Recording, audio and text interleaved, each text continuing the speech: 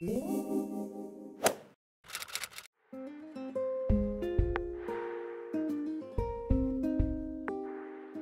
bonjour et bonsoir à tous.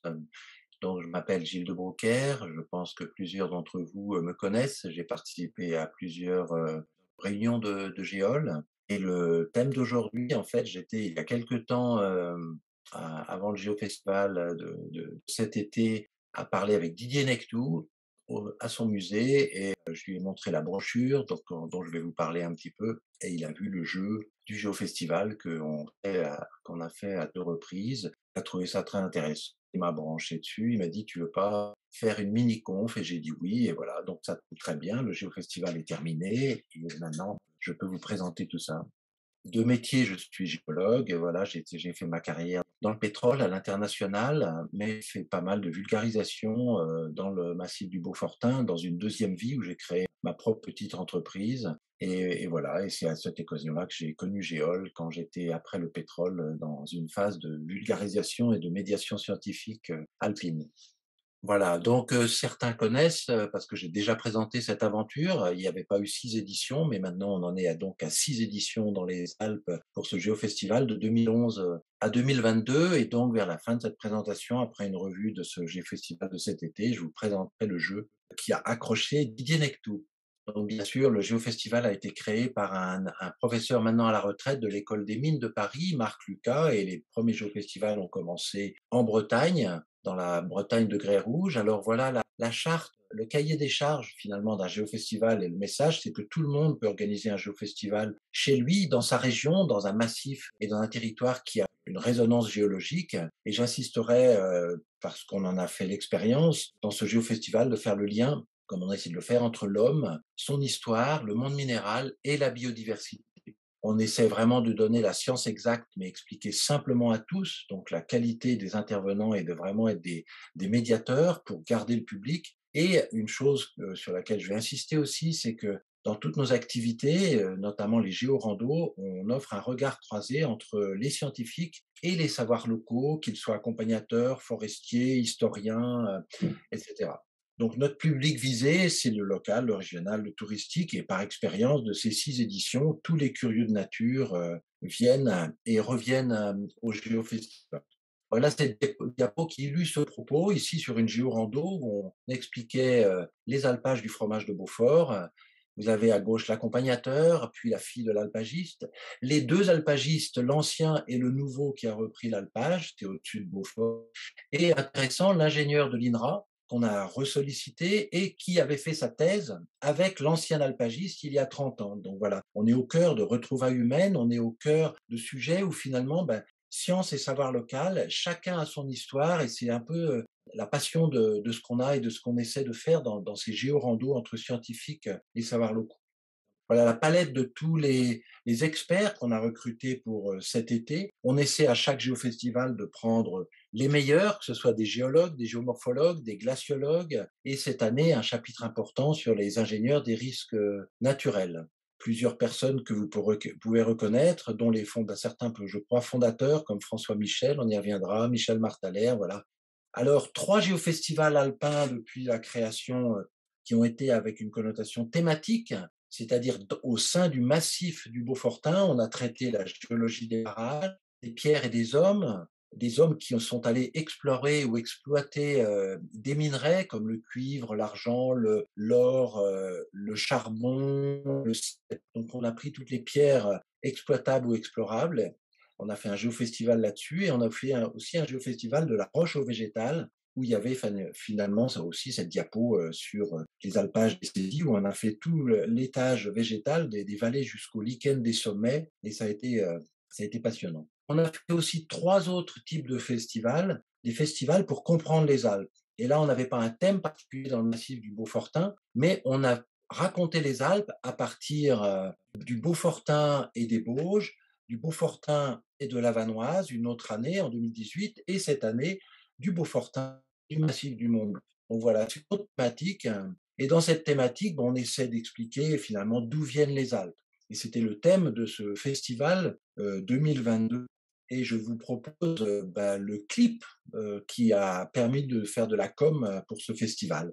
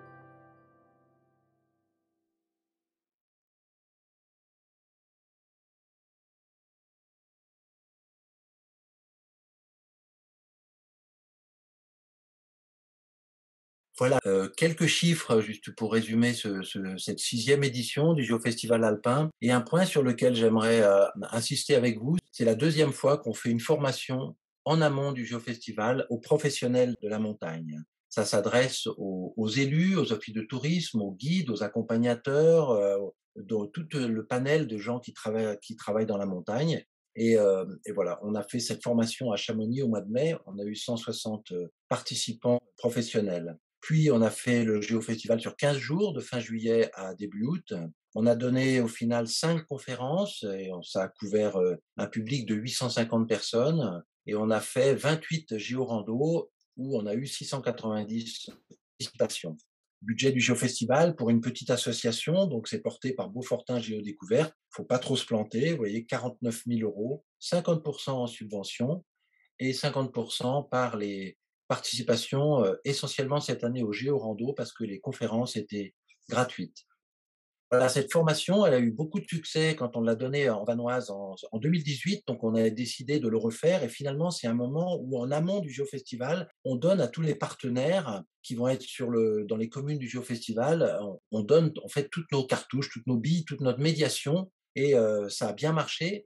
Un bon public, passé, 18 avec beaucoup de temps d'échange, beaucoup de temps pour les questions, pour que tous les professionnels, on se mette à leur diapason de ce qu'ils savent, de ce qu'ils savent pas. Et en 2022, c'était à Chamonix, on a eu 160 personnes donc et on a traité de la géologie alpine, de la géomorphologie de haute montagne, de la glaciologie, des risques glaciaires et périglaciaires, parce que cette année, le ministère de la Transition écologique nous subventionnait à hauteur de 10 000 euros pour qu'on explique tous ces travaux scientifiques qui sont en train d'être faits pour les risques glaciaires et périglaciaires, notamment dans le massif du Mont Blanc et le changement climatique, bien sûr, en lien avec ces risques.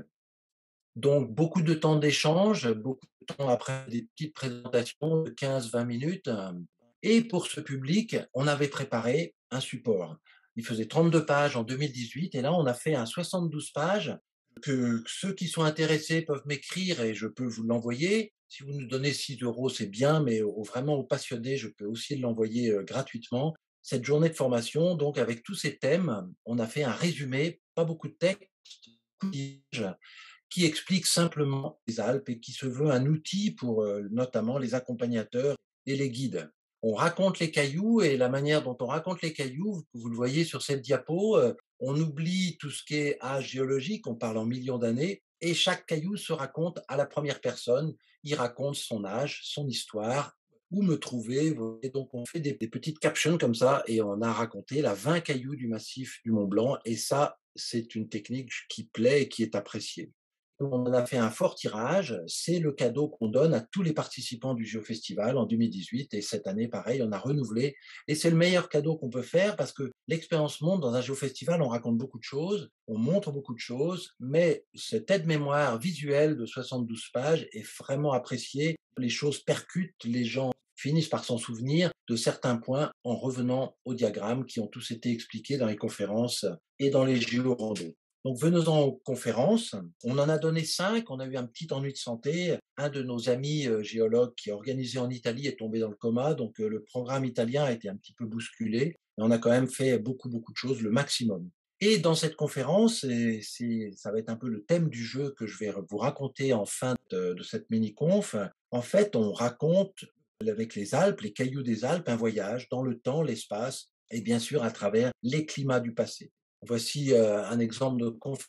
Ici, c'était la dernière à Bourg-Saint-Maurice avec le jeune maire de Bourg-Saint-Maurice. On a beaucoup travaillé et donc on a eu beaucoup de monde un peu partout, que ce soit les randos ou les conférences. Donc c'est vrai qu'on est très satisfait de l'impact qu'a eu et du public qui a pu venir à toutes ces activités, conférences et géorando. Pour faire le côté festival, on avait un pianiste, ami, improvisateur qui nous a accompagnés tout au long de chacune des conférences. Et musique et science, je vous le conseille, c'est vraiment un mix qui marche bien, qui passe très bien pour faire passer, pour faire donner beaucoup d'informations, mais que ce soit digeste. Et bien sûr, le thème, c'est ce voyage dans l'espace, voyage climatique, avec depuis 310 millions d'années, vous le savez, la France qui a migré de l'équateur jusqu'à sa position actuelle et donc qui a traversé le climat équatorial, désertique, tropical et tempéré. et ça va mener au jeu en fin de cette session et toute cette approche de faire comprendre au public que oui, un caillou aujourd'hui, dépendamment de son âge, il est témoin d'un environnement de formation, à une position en latitude et à un climat et donc un environnement de déposition. Quelques diapos pour les, en médiation de comment on raconte les Alpes, donc cette fameuse bobine du temps géologique du livre de Michel Martalère, avec le temps du dépôt, le temps du dépôt de la mer alpine, de l'océan valaisan, puis vient le temps où les roches se déforment, où les Alpes se forment, et le temps 3, le plus court, où les roches se font éroder essentiellement par les grandes glaciations.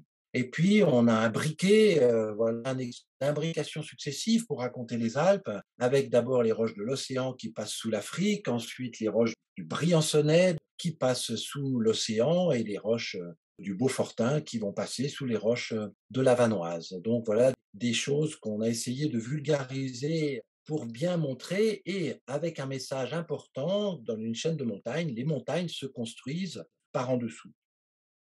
Et le petit schéma que Michel Martalère aime bien, voilà, pour faire comprendre d'une manière un petit peu humoristique, voilà, les Alpes qui s'imbriquent par en dessous avec le poisson qui passe sous la girafe et le nounours, l'Europe, qui passe sous le poisson et le cervin qui vient décapiter la tête de la girafe.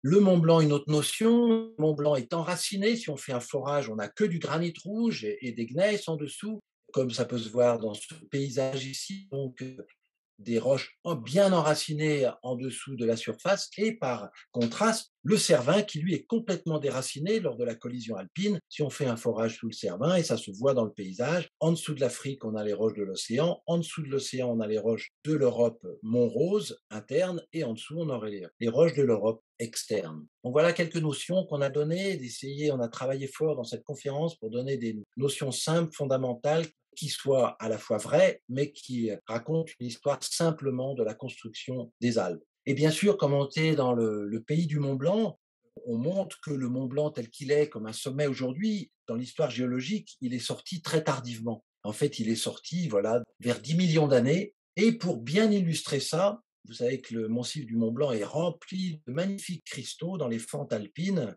Et ces fentes alpines, finalement, avec ces cristaux, ont été datées, mesuré en température, en âge, en pression, et finalement, on a fait le même schéma de ce bouchon de champagne, de la sortie du Mont Blanc, parce que ces fentes alpines, de 22 millions d'années à 10 millions d'années, racontent l'histoire de la surérection du Mont Blanc. Et encore, toutes les données étaient là, mais cette démarche de vulgarisation, de médiation, nous a fait créer ce diagramme qui va très bien et qui soutient cette histoire que quand on raconte que le Mont Blanc est sorti de 22 à 10 millions d'années, on en a la preuve par le contenu de ces fentes alpines et des cristaux qui s'entassent les uns sur les autres au gré de cette surrection. Voilà pour la conférence. On a fait 28 géorandos autour du Mont Blanc, un itinéraire passionnant à expliquer. Donc voilà, tous les points violets, c'est des randonnées qu'on a proposées au grand public et où on a souvent eu 30, 40, parfois 50 personnes à nos géorandos, donc un beau succès. Et on a expliqué, voilà la carte géologique qu'on a couvert, on a expliqué les différences de couleurs. Le vert, c'est l'océan valaisan, le violet, c'est la mer alpine en Beaufortin, etc. Et on a donné un sens, pas simplement au granit du Mont Blanc, mais à toutes les roches et l'enchevêtrement des roches autour du Mont Blanc, selon cette flèche, de Chamonix jusqu'à Courmayeur. Et quelques thématiques spéciales à ce géofestival. On a traité des risques glaciaires et périglaciaires. Ça s'est fait avec des spécialistes des universités de Grenoble, de Chambéry, de Editem, des centres de recherche, tous les gens que le ministère, et ça a été bien sûr une journée passionnante. Ici, c'est les gens du RTM, donc spécialistes du travail sur tous les glaciers rocheux des Alpes. Ici, c'est Pierre-Alain Duvillard, surtout avec Ludovic Ravel, qui travaille sur toutes les chutes de blocs en lien avec le réchauffement et le permafrost. Et puis aussi, voilà, ici Philippe Deline, un géomorphologue, tous les risques, on a basculé dans la vallée d'Aoste et la face sud, la face italienne du massif du Mont Blanc. Voilà. Et là, certains reconnaîtront un ancien de Géol, François Michel, qui a un chalet près d'Argentière et qu'on a sollicité et avec qui on a fait un superbe tandem pour raconter le pays du Mont Blanc. Musique pendant les conférences, musique aussi pendant les géorandos. Ici, un ami violoniste faisait un concerto ici sur des grès très spéciaux. On a fait 2 activités pour les personnes à mobilité réduite, en fauteuil roulant ou des personnes âgées qui marchaient difficilement, donc des balades simples. Voilà, ici, on est au col du Pré dans le Beaufortain, face au Mont Blanc et encore une fois, un beau succès de ce public qu'on a sollicité avec encore notre ami violoniste. Et puis ici, un beau succès aussi du côté italien avec un centre de personnes à mobilité réduite d'Aoste, avec toute la thématique du granit du Mont Blanc, des glaciers du Mont Blanc et la thématique des risques glaciaires et périglaciaires. Donc toute une journée côté Courmayeur sur la terrasse d'Elbronner et qui a eu un très beau succès et qui a même été filmé par la télévision pour les actualités italiennes. Voilà, des personnes heureuses pour qui on a dédié toute une journée avec un bon repas en plus.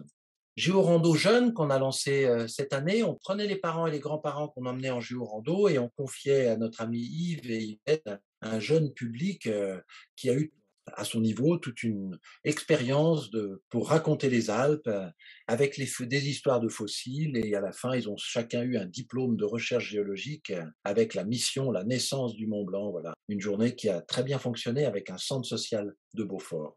Et j'en arrive maintenant à ce jeu du Géofestival qu'on a inauguré autour d'une bière et préparé autour d'une bière il y a 2 ans déjà pour le Géofestival. En 2018 et lors des randonnées qu'on a fait de 2 jours, on en a fait 2 ce Géofestival. Bien sûr, on est en refuge le soir et l'activité après le repas, on a proposé à tous les participants ce jeu. Donc vous allez voir, c'est un grand puzzle, c'est un reconstituer l'histoire de 5 cailloux avec le temps, le climat, la position. Donc on découpe tout un panel de petites étiquettes et finalement ce jeu, bah, je vous le propose parce que c'est vrai qu'il aide bien à cristalliser le thème de la conférence, qui est un voyage dans le temps, dans l'espace, les climats. Et donc là, les gens le font eux-mêmes en reconstruisant les âges, les positions sur la planète, différents climats, donc différents environnements. Voilà le résultat du jeu. C'est une histoire de cailloux qui raconte ce grand voyage dans l'espace et à travers le climat du passé. Tous ces morceaux sont découpés, mis en vrac, et simplement on donne une seule information en début de ce jeu, pour pas que les gens soient perdus, c'est qu'on leur dit une seule chose, c'est qu'il y a 310 millions d'années, la France était à l'équateur, à la latitude du Gabon, et à partir de là, elle a fait un itinéraire graduel, au gré des millions d'années, un parcours vers le nord tout simple, jusqu'à la latitude d'aujourd'hui. Donc ça, c'est la seule information qu'on donne. Et après, eh ben, je vous reconstitue le jeu. Finalement, le plus simple, c'est de partir des âges, on les met dans l'ordre, et géologiquement, on met le plus vieux en bas et le plus jeune en haut. Donc voilà, les gens commencent par faire ça avec ce grand puzzle. Après, tous les autres morceaux sont éparpillés à droite et à gauche. Donc la deuxième étape, ils trouvent, une fois qu'on a les âges et qu'on leur a dit que le plus vieux, à 310 millions d'années, nous étions à l'équateur, c'est assez facile d'aller réorganiser. Ah oui, d'abord, on leur donne en abscisse les différentes catégories qu'ils vont devoir trouver pour mettre du sens sur tout ce tableau. Donc les roches, la position géographique, après l'âge, l'environnement de formation du caillou et le climat. Donc voilà, on leur donne ça et doivent le mettre dans l'ordre. Après, on leur propose d'organiser la position des Alpes qui migrent vers le nord sur la planète en fonction du temps. Et là, c'est vrai que c'est la première chose la plus simple. Une fois qu'on a les millions d'années, on regarde les points rouges sur la planisphère et on les met dans l'ordre du plus vers l'équateur ou juste au sud jusqu'à l'actuel. Donc voilà, ils réussissent à mettre le puzzle pour la partie position géographique à côté de l'âge. Puis après, le plus simple, ils trouvent, eh ben, quand on connaît une position, ben, on peut facilement en déduire un climat. Donc, ils mettent dans l'ordre le climat, tropical, subtropical, voilà, dans l'ordre. Et finalement, une fois qu'on a un âge, une position et un climat, on arrive assez facilement à mettre de l'ordre dans les petites diapositives des environnements de formation. Alors là, il y a l'étape 5 où ils trouvent à organiser les environnements de formation pour chaque climat. Voilà, entre forêt équatoriale, désert, oued, plage, lagon, mer chaude. Alors, il y a un peu de tâtonnement, hein, c'est sûr, il y en a qui sont pas forcément faciles au premier abord, notamment à quel endroit on met la plage, plupart, ils ont été aussi à la conférence, donc ils savent que la mer Alpine commence par la plage avant d'avoir un lagon sursalé et d'installer une mer chaude. Donc il y a un petit peu d'autres notions qui les font réfléchir pour mettre ça dans l'ordre. Une fois qu'ils ont ces textes, eh bien, ils peuvent mettre les photos qui correspondent à ces environnements de formation, la forêt équatoriale, la mer de sable blanc, la mer chaude, le lagon sursalé et le désert avec des oueds. Et finalement, ils se rendent compte, donc cette approche, elle est bien parce que finalement, en dernier lieu, on va mettre le caillou, on va mettre la roche dans ce contexte. Et pour bien montrer que la roche, c'est vraiment le fruit d'un âge, d'une position en latitude, d'un climat et d'un environnement de formation. Donc la dernière étape, ils vont ajouter les roches en fonction de leur position, climat et environnement de formation.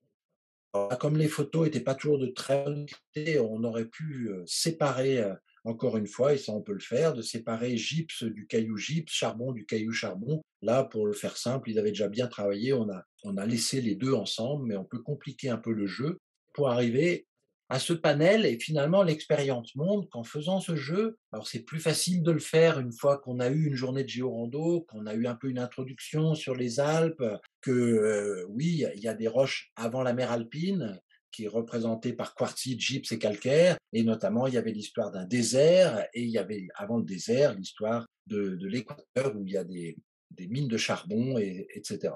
Donc voilà un exemple, et l'expérience montre à chaque fois que les gens percutent et les gens sont contents à travers ce jeu, comprennent un petit peu plus ce qu'on a beaucoup de mal à transmettre dans ce temps géologique, qu'un caillou, ben, dans les Alpes est vraiment, ils sont tous à la latitude tempérée aujourd'hui, mais en fait, en fonction de son âge, en millions d'années, il a une histoire complètement différente parce qu'il était à une latitude différente, sous un climat différent et sous un environnement de formation différent. Donc voilà. J'étais content de vous partager ce petit jeu parce que bah, Didier l'a trouvé intéressant, et voilà, si ça vous plaît, bah, vous pouvez l'adapter à votre région, là où vous êtes, dans les quatre coins de la France. À la fin, on montre un petit peu, bah voilà, ça on le montre aussi en conférence, voilà un exemple du charbon de 310 millions d'années, avec cet environnement de forêt équatoriale où on a effectivement des fossiles qui nous disent qu'on était à cette latitude-là. Vient le grès du désert, donc la mer Alpine n'était pas arrivée vers 270 millions d'années, des grès, de l'érosion, de pénéplanation de toute l'ancienne chaîne de montagne, la chaîne hercynienne. Et bien sûr, au départ, on est dans le désert, c'est oxydé, c'est rouge, et on explique que ça va devenir vert par l'enfouissement des roches dans l'odeur des Alpes, et les minéraux vont se transformer d'oxyde en chlorite. Puis vient la plage, et au début de la mer Alpine, eh bien, on a une plage avec des belles rides de plage préservées dans les Alpes, et un environnement de déposition, voilà, des plages d'un blanc immaculé où il y aurait eu les premiers reptiles avec cette belle dalle des reptiles des mossons de 250 millions d'années. Puis vient un lagon sursalé avec ici donc le dépôt de gypse dans des lagons sursalés, voilà. Et donc, ça boucle l'histoire de la conférence, ça boucle un peu cette thématique d'un voyage dans le temps, dans l'espace, à travers les climats du passé, avec ce petit jeu que je vous ai partagé, parce que c'est vrai que les gens comprennent un petit peu plus que oui, c'est compliqué la géologie, mais avec ces petites approches et notamment ce jeu, ça aide les gens à percuter que le caillou, c'est un résultat de tout cela. Voilà, et j'espère que la connexion a été correcte. J'avais de temps en temps un petit message que la connexion était pas très, très bonne, donc vous allez me le dire, et puis, voilà, si ça vous a plu, si vous avez des questions sur le festival, sur ce qu'on a fait et sur ce jeu et sur d'autres commentaires, à votre écoute.